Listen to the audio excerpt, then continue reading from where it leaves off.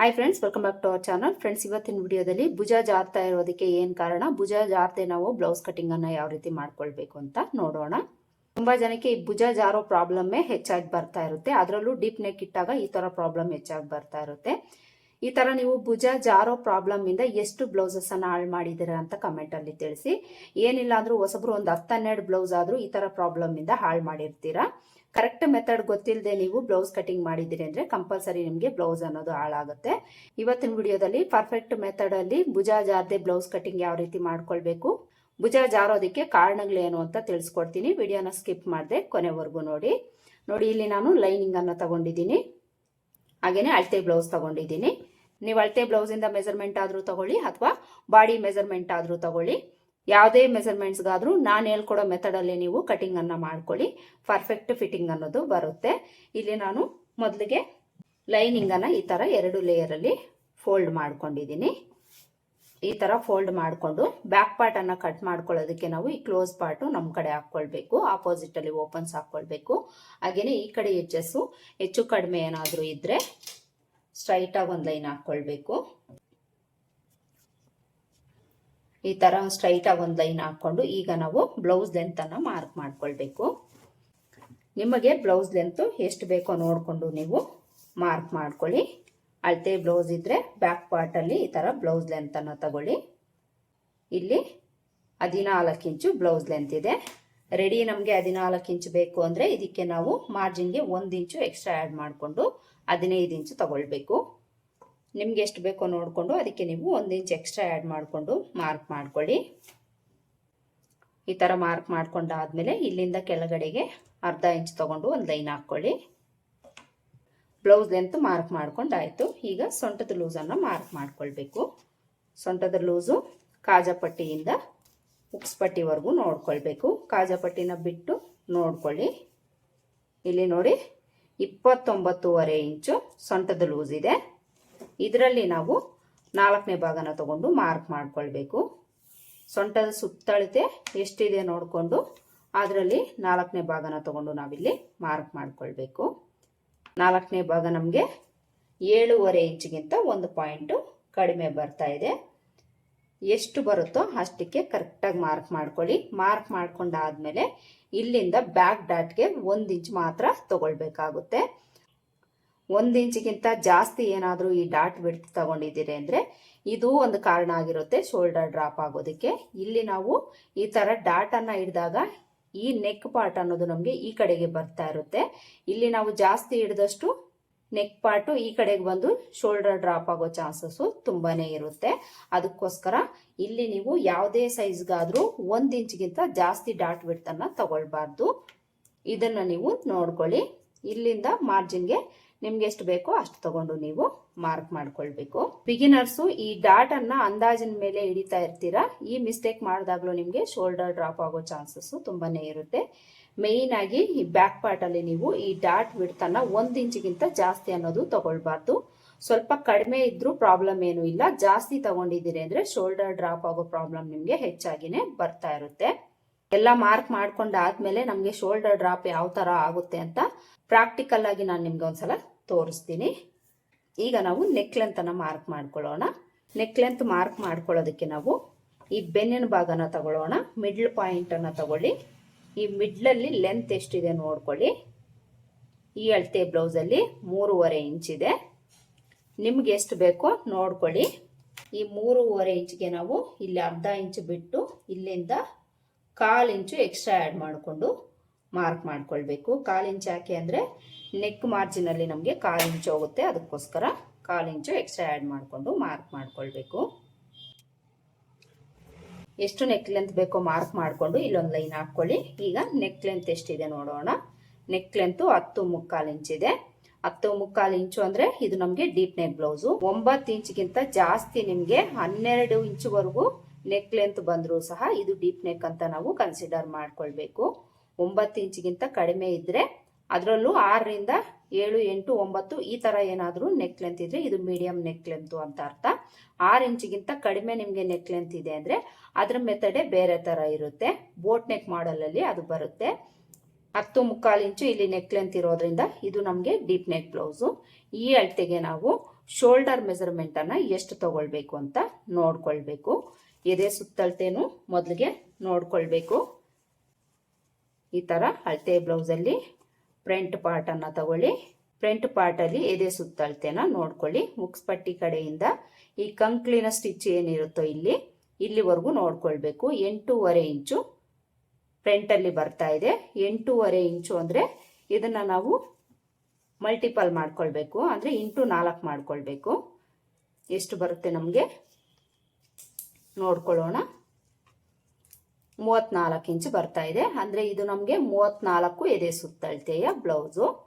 ಈ 34 ಎದೆ ಸುತ್ತಳತೆಗೆ ನಾವು ಶೋಲ್ಡರ್ ಮೆಜರ್ಮೆಂಟು ನಾರ್ಮಲ್ ಆಗಿ 5 ಇಂಚ್ ಇಟ್ಕೊಂಡ್ರೆ ಸರಿ ಹೋಗುತ್ತೆ. ಅದಕ್ಕಿಂತ ಜಾಸ್ತಿ ಏನಾದರೂ ಇಟ್ಟಿದ್ದೀರಿ ಅಂದರೆ ನಿಮಗೆ ಪ್ರಾಬ್ಲಮ್ ಅನ್ನೋದು ಹೆಚ್ಚಾಗಿ ಬರ್ತಾ ಇರುತ್ತೆ.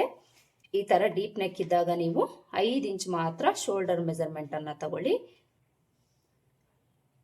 5 ಇಂಚ್ ತಗೊಂಡು ಇದರಲ್ಲಿ ನಾವು ನೆಕ್ ಬಿಡ್ತು 2 ಇಂಚ್ ತಗೊಳ್ಬೇಕು. ಉಳಿದಿರೋ 3 ಇಂಚು ಶೋಲ್ಡರ್ಗೆ ಇಟ್ಕೊಳ್ಬೇಕು. ಒಂದು ವೇಳೆ ನಿಮ್ಗೇನಾದರೂ 9 ಇಂಚ್ಗಿಂತ ಕಡಿಮೆ ಮೀಡಿಯಂ ನೆಕ್ ಲೆಂತ್ ಇದೆ ಅಂದರೆ ನೀವಿಲ್ಲಿ 2.25 ಇಂಚು ನೆಕ್ ವಿಡ್ತನ್ನು ತಗೊಳ್ಬೋದು. 2.25 ಇಂದ 2.5 ಇಂಚ್ ತಗೊಂಡ್ರು ಪ್ರಾಬ್ಲಮ್ ಏನೂ ಇಲ್ಲ. ಮೀಡಿಯಂ ನೆಕ್ ಲೆಂತಲ್ಲಿ ನಮಗೆ ಶೋಲ್ಡರ್ ಜಾರೋ ಪ್ರಾಬ್ಲಮ್ಮು ಆಲ್ಮೋಸ್ಟ್ ಬರೋದೇ ಇಲ್ಲ. ಡೀಪ್ ನೆಕ್ ಇದ್ದಾಗೆ ನಮಗೆ ಈ ಶೋಲ್ಡರ್ ಜಾರೋ ಪ್ರಾಬ್ಲಮ್ ಅನ್ನೋದು ಹೆಚ್ಚಾಗಿ ಬರ್ತಾ ಇರುತ್ತೆ. ಈ ಅಳತೆಗೆ ನೀವು 9 ಇಂಚಿಗಿಂತ ಜಾಸ್ತಿ ನೆಕ್ ಲೆಂತ್ ಇದ್ದಾಗ ನೀವು 2 ಇಂಚ್ ಮಾತ್ರ ನೆಕ್ ಬಿಡ್ತು ತಗೊಂಡು ಇಲ್ಲಿ ನಿಮಗೆ ಶೋಲ್ಡರ್ ಬಿಡ್ತು ಎಷ್ಟು ಬರುತ್ತೋ ಅಷ್ಟು ಇಟ್ಕೊಳ್ಳಿ. ಅಂದರೆ 5 ಇಂಚ್ ತಗೊಂಡಿದ್ದೀವಿ, ನಮಗೆ 3 ಇಂಚು ಸಿಗುತ್ತೆ. ರೆಡಿ ನಮಗೆ 2.25 ಇಂಚು ಶೋಲ್ಡರ್ ಬಿಡ್ತು ಅನ್ನೋದು ಸಿಗುತ್ತೆ. ಒಂದು ವೇಳೆ ನಿಮ್ಗೇನಾದರೂ ಈ ಶೋಲ್ಡರ್ ಬಿಡ್ತು ಇನ್ನೂ ಕಡಿಮೆ ಬೇಕು, 2 ಇಂಚೇ ಬೇಕು ಅಂದರೆ ನೀವು ಇಲ್ಲಿ 1/4 ಇಂಚಷ್ಟು ಈ ಕಡೆಗೆ ಮಾರ್ಕ್ ಮಾಡ್ಕೊಳ್ಳಿ. ಈ ಥರ ಮಾರ್ಕ್ ಮಾಡ್ಕೊಳ್ಬೇಕು. ಈ ಥರ ನೀವು 1/4 ಇಂಚಷ್ಟು ಒಳಗಡೆಗೆ ತಗೊಳ್ಳಿ. 2 ಇಂಚು ನಿಮಗೆ ಶೋಲ್ಡರ್ ಅನ್ನೋದು ಬರುತ್ತೆ. ಇಲ್ಲಿ ಕಡಿಮೆ ಮಾಡ್ಕೊಂಡಾಗ ನೀವು ಇದೇ ಮೆಜರ್ಮೆಂಟು ಕೆಳಗಡೆ ತಗೊಳ್ಬಾರ್ದು, ಇದನ್ನು ಗಮನದಲ್ಲಿ ಇಟ್ಕೊಳ್ಳಿ. ಇಲ್ಲೇನು ನೀವು 5 ಇಂಚು ಬಿಡ್ತು ತಗೊಂಡಿದ್ದೀರೋ ಶೋಲ್ಡರ್ಗೆ ಇದೇ ಬಿಡ್ತು ನೀವು ಕೆಳಗಡೆ ಮಾರ್ಕ್ ಮಾಡ್ಕೊಳ್ಬೇಕಾಗುತ್ತೆ. ಇಲ್ಲೇನು ಕಡಿಮೆ ಮಾಡ್ಕೊಂಡಿದ್ದೀರೋ ಇದನ್ನು ನೀವು ಆರ್ಮೋಲ್ ಶೇಪ್ಗೆ ಜಾಯಿಂಟ್ ಮಾಡಿಕೊಂಡು ಶೇಪನ್ನು ಡ್ರಾ ಮಾಡ್ಕೊಳ್ಬೇಕು. ನಿಮಗೆ ಶೋಲ್ಡರು ಕಡಿಮೆ ಬೇಕು ಅಂದಾಗ ಇಲ್ಲಿ ನಾನು 5 ಇಂಚು ತಗೊಂಡಿದ್ದೀನಿ. ಇದೇ 5 ಇಂಚು ಕೆಳಗಡೆನು ಮಾರ್ಕ್ ಮಾಡಿಕೊಂಡು ಸ್ಟ್ರೈಟಾಗಿ ಒಂದು ಲೈನ್ ಹಾಕ್ಕೊಳ್ಬೇಕು. ಆರ್ಮೋಲ್ ಡೌನಿಂಗ್ ತಗೊಳ್ಳೋದಕ್ಕೆ ಈ ಥರ ಒಂದು ಲೈನ್ ಹಾಕ್ಕೊಂಡು ಇಲ್ಲಿ ನಾವು ಆರ್ಮೋಲ್ ಲೆಂತನ್ನು ಮಾರ್ಕ್ ಮಾಡ್ಕೊಳ್ಬೇಕು. ಆರ್ಮೋಲ್ ಲೆಂತು ನಾನಿಲ್ಲಿ 5.5 ಇಂಚು ತಗೊಳ್ತಾ ಇದ್ದೀನಿ. 5.5 ಇಂದ 5.25 ಇಂಚ್ವರೆಗೂ ನೀವು ತಗೊಳ್ಬೋದು. ಇದು ಫೈನಲ್ ಅಂತ ಹೇಳ್ತಾ ಇಲ್ಲ ನಾನು.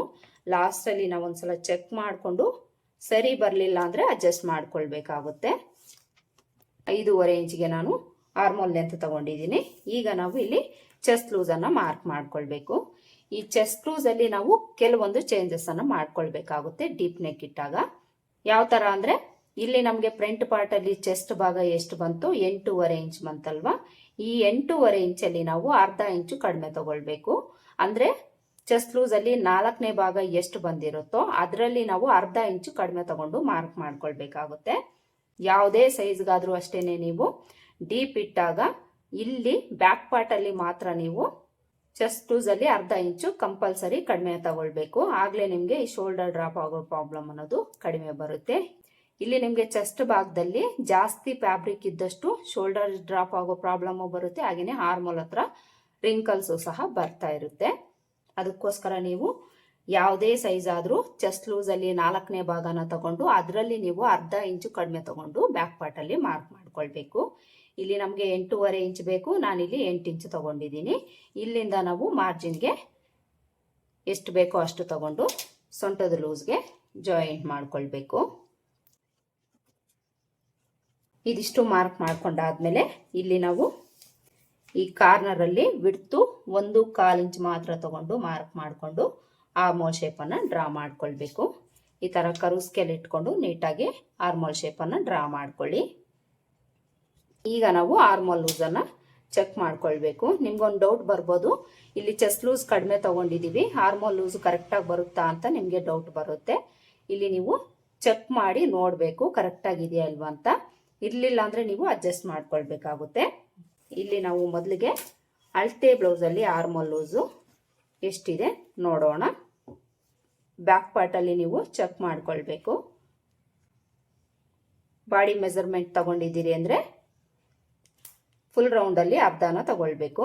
ಇಲ್ಲಿ ನಮಗೆ 7.5 ಇಂಚು ಆರ್ಮೋಲ್ ಲೂಸ್ ಇದೆ. ಇಲ್ಲಿ ಎಷ್ಟಿದೆ ನೋಡೋಣ. ಇಲ್ಲಿ ನೀವು ಶೋಲ್ಡರ್ ಮಾರ್ಜಿನನ್ನು ಬಿಟ್ಟು ಟೇಪ್ನ ಈ ಥರ ಇಟ್ಕೊಂಡು ಚೆಕ್ ಮಾಡ್ಕೊಳ್ಳಿ. ನೋಡಿ, ಇಲ್ಲಿ ನನಗೆ 7.25 ಇಂಚು ಬರ್ತಾ ಇದೆ. ಅಂದರೆ 1/4 ಇಂಚಷ್ಟು ನನಗೆ ಕಡಿಮೆ ಬರ್ತಾ ಇದೆ. 1/4 ಇಂಚು ನಮಗೆ ಕಡಿಮೆ ಬರ್ತಾ ಇರೋದ್ರಿಂದ ನಾವೇನು ಮಾಡಬೇಕು, 1/4 ಇಂಚಷ್ಟು ಕೆಳಗಡೆಗೆ ಮಾರ್ಕ್ ಮಾಡ್ಕೊಳ್ಬೇಕು. ಜಾಸ್ತಿ ಬಂದರೆ ಮೇಲಕ್ಕೆ ಮಾರ್ಕ್ ಮಾಡ್ಕೊಳ್ಳಿ, ಕಡಿಮೆ ಬಂದರೆ ಕೆಳಗಡೆಗೆ ಮಾರ್ಕ್ ಮಾಡ್ಕೊಳ್ಳಿ. 1/4 ಇಂಚ್ ಮಾತ್ರನೇ ನಾನು ಎಕ್ಸ್ಟ್ರಾ ತೊಗೊಂಡಿದ್ದೀನಿ. ಈಗ ಇಲ್ಲಿಂದ 1/4 ಇಂಚ್ ತೊಗೊಂಡು ಮಾರ್ಕ್ ಮಾಡಿಕೊಂಡು ಆರ್ಮೋಲ್ ಶೇಪನ್ನು ಡ್ರಾ ಮಾಡ್ಕೊಳ್ಬೇಕು. ಈ ಥರ ನಿಮಗೇನಾದರೂ ಹೆಚ್ಚು ಕಡಿಮೆ ಬಂದರೆ ಈ ರೀತಿ ನೀವು ಸರಿ ಮಾಡ್ಕೊಳ್ಳಿ. ಇಲ್ಲಿ ನಾವು 1/2 ಇಂಚು ಚೆಸ್ಟ್ ಲೂಸ್ ಕಡಿಮೆ ತಗೊಂಡ್ರೂ ಸಹ ನಮಗಿಲ್ಲಿ ಆರ್ಮೋಲ್ ಲೂಸು 1/4 ಇಂಚ್ ಅಷ್ಟೇ ಕಡಿಮೆ ಬಂದಿರೋದು. ಕಡಿಮೆ ಬಂದಾಗ ಒಂದು ಸ್ವಲ್ಪ ಕೆಳಗಡೆಗೆ ಮಾರ್ಕ್ ಮಾಡ್ಕೊಂಡಿದ್ದೀವಿ ಅಂದರೆ ಆರ್ಮೋಲ್ ಲೂಸು ನಮಗೆ ಕರೆಕ್ಟಾಗಿ ಸಿಗುತ್ತೆ. ಈಗ ಈ ಮಾರ್ಕಿಂಗನ್ನು ನಾವು ಚೆಕ್ ಮಾಡಿ ನೋಡಬೇಕು. ನೋಡಿ, ಈಗ ಕರೆಕ್ಟಾಗಿ ನನಗೆ 7.5 ಇಂಚು ಬಂತು. ಅಂದರೆ 5.5 ಇಂಚು ಆರ್ಮೋಲ್ ಲೆಂತ್ ಅನ್ನೋದು ಇವ್ರಿಗೆ ಕಡಿಮೆ ಆಯಿತು.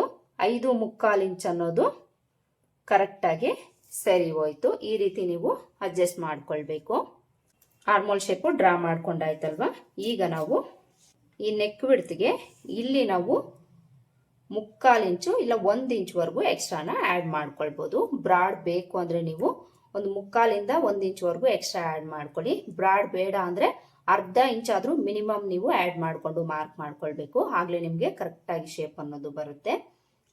ನಾನಿಲ್ಲಿ ಒಂದು 3/4 ಇಂಚು ಎಕ್ಸ್ಟ್ರಾ ತೊಗೊಂಡಿದ್ದೀನಿ. ನಿಮ್ಗೆ ಎಷ್ಟು ಬೇಕೋ ನೋಡಿಕೊಂಡು ತಗೊಳ್ಳಿ.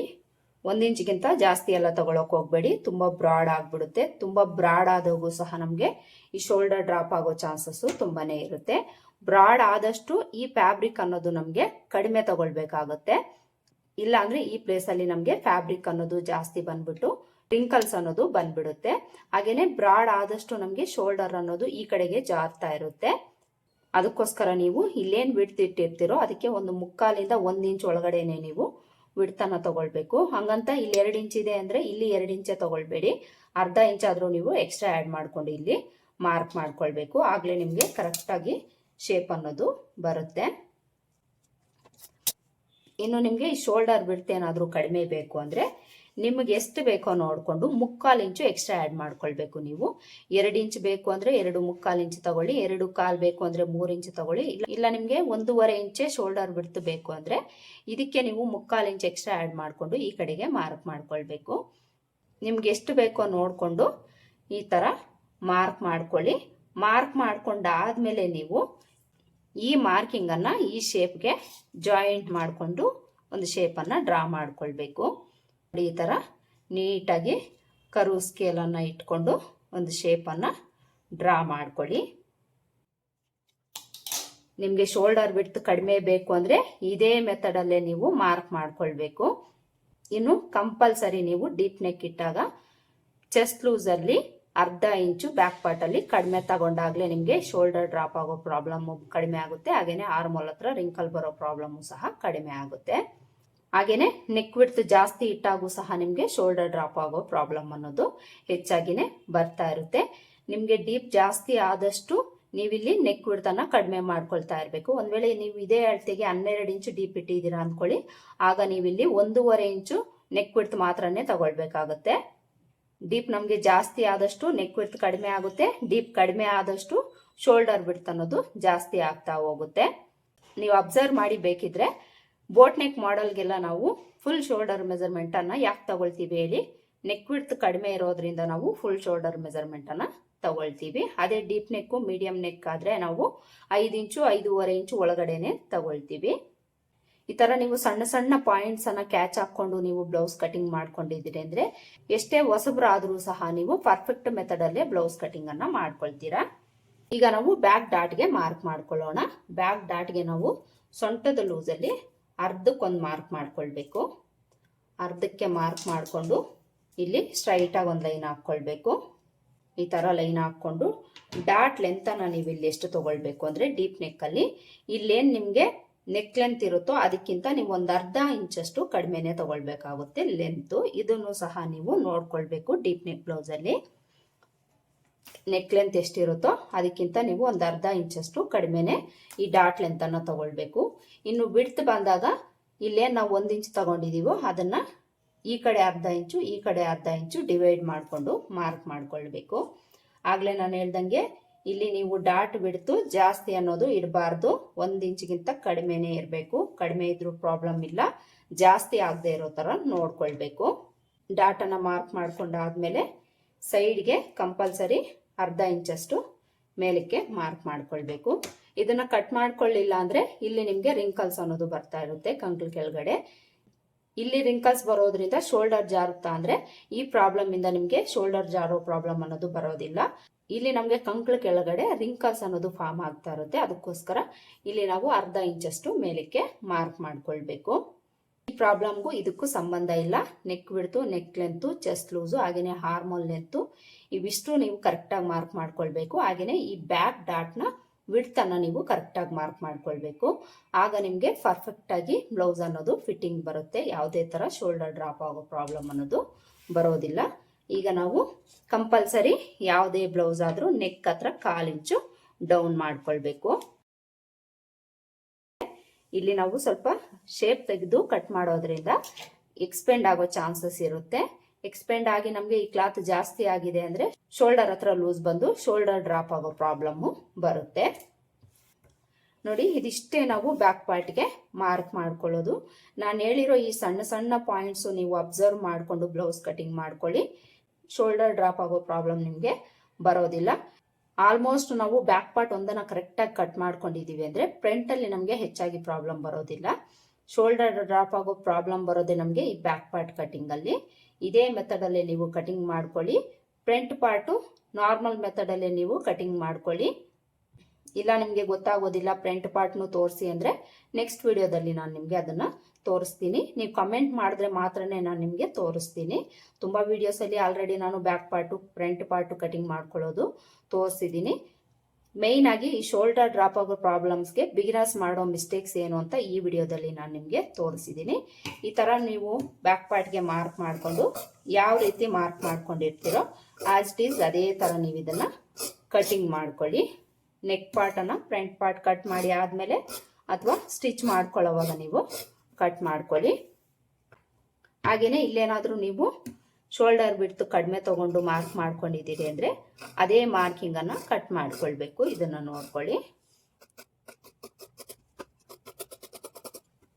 ಈ ಥರ ಔಟ್ಲೈನ್ಸನ್ನು ಕಟ್ ಮಾಡಿಕೊಂಡು ಈಗ ನೀವು ಈ ನೆಕ್ ಪಾರ್ಟನ್ನು ಕಟ್ ಮಾಡ್ಕೊಳ್ಬೇಕು. ನಾನಿಲ್ಲಿ ನಿಮಗೆ ಕಟ್ ಮಾಡಿ ತೋರಿಸ್ತಾ ಇದ್ದೀನಿ. ನೀವು ಫ್ರಂಟ್ ಪಾರ್ಟ್ಗೆ ಮಾರ್ಕ್ ಮಾಡ್ಕೊಂಡು ಆದಮೇಲೆ ನೆಕ್ ಪಾರ್ಟನ್ನು ಕಟ್ ಮಾಡ್ಕೊಳ್ಳಿ. ಈ ಥರ ಕಟ್ ಮಾಡಿಕೊಂಡು ಇಲ್ಲೇ ನಾವು 1/4 ಇಂಚ್ ಡೌನ್ ಮಾಡ್ಕೊಂಡಿರ್ತೀವೋ ಇದನ್ನು ಕಟ್ ಮಾಡ್ಕೊಳ್ಬೇಕು. ಈ ಥರ ಕಟ್ ಮಾಡಿಕೊಂಡು ಈ ಡಾಟ್ ಹತ್ರ ಒಂದು ನಾಚ್ ಹಾಕ್ಕೊಳ್ಳಿ, ಚೆಸ್ಟ್ ಲೂಸ್ ಹತ್ರ ಒಂದು ನಾಚ್ ಹಾಕ್ಕೊಳ್ಳಿ.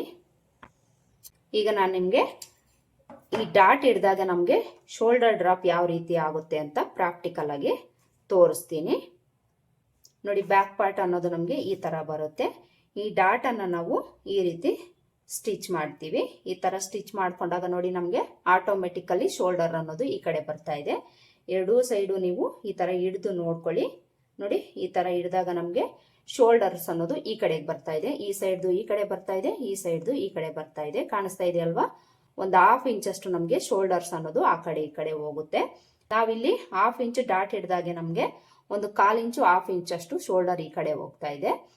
ಅದೇ ನೀವು ಈ ಡಾಟನ್ನು ತುಂಬ ಜಾಸ್ತಿ ಹಿಡ್ಕೊಂಡಿದ್ದೀರಿ ಅಂದ್ಕೊಳ್ಳಿ. ನೋಡಿ, ಜಾಸ್ತಿ ಹಿಡ್ಕೊಳ್ಳಿ. ಈ ಥರ ಸ್ವಲ್ಪ ಜಾಸ್ತಿ ಹಿಡ್ಕೊಂಡಾಗ ನಮಗೆ 1 ಇಂಚ್ವರೆಗೂ ಈ ಶೋಲ್ಡರ್ ಅನ್ನೋದು ಸೈಡ್ಗೆ ಹೋಗ್ತಾ ಇರುತ್ತೆ. ಸೈಡ್ಗೆ ಹೋಗಿದೆ ಅಂದರೆ ಕಂಪಲ್ಸರಿ ನಮಗೆ ಶೋಲ್ಡರ್ ಅನ್ನೋದು ಡ್ರಾಪ್ ಆಗ್ತಾ ಇರುತ್ತೆ. ವೇರ್ ಮಾಡಿದಾಗ ನಾವು ಎಳೆದು ಹಿಡ್ಕೊಳ್ಬೇಕಾಗುತ್ತೆ. ನಾನು ಹೇಳ್ಕೊಟ್ಟಿರೋ ಇದೇ ಮೆಥಡಲ್ಲೇ ನೀವು ಕಟಿಂಗ್ ಮಾಡ್ಕೊಳ್ಳಿ. ಆದಷ್ಟು ನೀವು ಈ ಬ್ಯಾಕ್ ಡಾಟನ್ನು 1 ಇಂಚ್ಗಿಂತ ಕಡಿಮೆನೇ ತಗೊಳ್ಳಿ. ತುಂಬ ಸಣ್ಣ ಇರೋರಿಗೆ ಈ ಬ್ಯಾಕ್ ಡಾಟ್ ಹಿಡಿದೇ ಇದ್ರೂ ಸಹ ಪ್ರಾಬ್ಲಮ್ ಏನೂ ಇಲ್ಲ. ದಪ್ಪ ಇರೋಂಥವ್ರಿಗೆ ಅಂದರೆ 34 ಇಂಚ್ಗಿಂತ ಜಾಸ್ತಿ ಚೆಸ್ಟ್ ಲೂಸ್ ಇದ್ದವ್ರಿಗೆ ನಾವು ಡಾಟನ್ನು ಕಂಪಲ್ಸರಿ ಹಿಡಿಬೇಕು. ಅದೇ ಸಣ್ಣ ಇದ್ದಾರೆ ಅಂದ್ಕೊಳ್ಳಿ, 34 ಇಂಚ್ಗಿಂತ ಕಡಿಮೆ ಇದೆ, ಸುತ್ತಳತೆ ಇದೆ ಅಂದ್ಕೊಳ್ಳಿ, ಅಂಥವ್ರಿಗೆ ಈ ಡಾಟ್ನ ನೀವು ಸ್ಕಿಪ್ ಮಾಡಿದ್ರೂ ಪ್ರಾಬ್ಲಮ್ ಏನೂ ಆಗೋದಿಲ್ಲ. ಸಣ್ಣ ಇರೋರಿಗೆ ಜಾಸ್ತಿ ಶೋಲ್ಡರ್ ಡ್ರಾಪ್ ಆಗೋ ಪ್ರಾಬ್ಲಮ್ ಬರ್ತಾ ಇರುತ್ತೆ ಅಲ್ವಾ. ಈ ಡಾಟ್ನ ನೀವು ಸ್ಕಿಪ್ ಮಾಡ್ಕೊಳ್ಳಿ, ಪರ್ಫೆಕ್ಟ್ ಆಗಿ ಫಿಟ್ಟಿಂಗ್ ಅನ್ನೋದು ಬರುತ್ತೆ. ಇವತ್ತಿನ ವಿಡಿಯೋದಲ್ಲಿ ನಾನು ನಿಮಗೆ ಶೋಲ್ಡರ್ ಡ್ರಾಪ್ ಆಗೋದಕ್ಕೆ ಪ್ರಾಬ್ಲಮ್ಸ್ ಏನು, ಯಾವ ರೀತಿ ನಾವು ಕಟಿಂಗ್ ಮಾಡ್ಕೊಳ್ಬೇಕು ಅಂತ ಹೇಳ್ಕೊಟ್ಟಿದ್ದೀನಿ ಅಲ್ವಾ. ಈ ವಿಡಿಯೋ ನಿಮಗೆ ಹೆಲ್ಪ್ ಆಗಿದೆ ಅಂತ ಅನ್ಕೊಳ್ತೀನಿ. ಹೆಲ್ಪ್ ಆಗಿದೆ ಅಂತ ಅನ್ಸಿದ್ರೆ ವಿಡಿಯೋ ಒಂದು ಲೈಕ್ ಕೊಡೋದನ್ನ ಮರಿಬೇಡಿ. ಹಾಗೆಯೇ ನೀವೇನೋ ನನ್ನ ಚಾನಲ್ನ ಸಬ್ಸ್ಕ್ರೈಬ್ ಮಾಡ್ಕೊಂಡಿಲ್ಲ ಅಂದರೆ ಸಬ್ಸ್ಕ್ರೈಬ್ ಮಾಡ್ಕೊಳ್ಳಿ. ಮತ್ತೆ ಸಿಗೋಣ ಮತ್ತೊಂದು ವಿಡಿಯೋದಲ್ಲಿ. ಅಲ್ಲಿವರೆಗೂ ನಮಸ್ಕಾರ. Thanks for watching.